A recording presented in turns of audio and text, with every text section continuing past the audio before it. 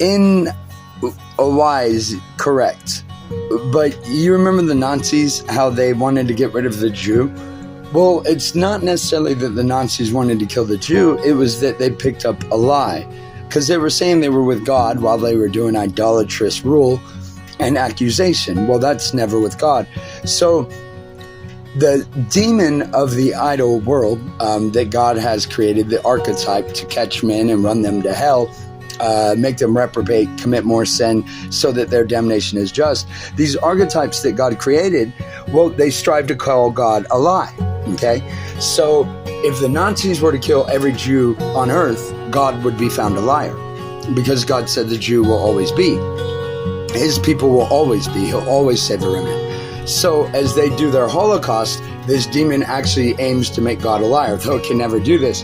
But the whole intent of it itself goes to call God a lie. Therefore, them that partake, they end up building up their reprobate, their reprobate builds up their damnation, which makes it just in all levels that you would ever angle to view them. So that in every angle you view God, he is just. Well, the same thing here, where they go to remove something that they all swore to God to, takes blood to remove, okay? In the balance of correct rightness in the covenant, you have every grandfather that ever died for it, okay?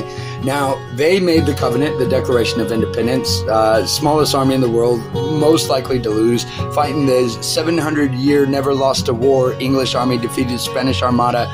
We only had 9 shots apiece. It was impossible. Well, what was said was, amongst our fathers, will God not do right?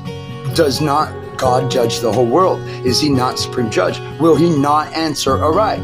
They said yes. So they move all their chips and all that they have, their life, their fortune, their sacred honor, to God's judgment, knowing that if they hold true, then it will be a passing wave, the sin, right? The sinful that are trying to rule over them play their God.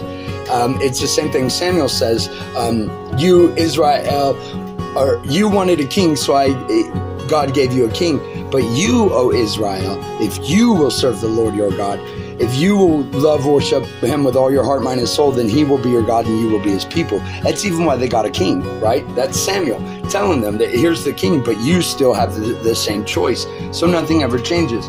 Well, when God does national covenant, it takes blood. Like General Lee said, look, I would give everything again just to end slavery and then some more.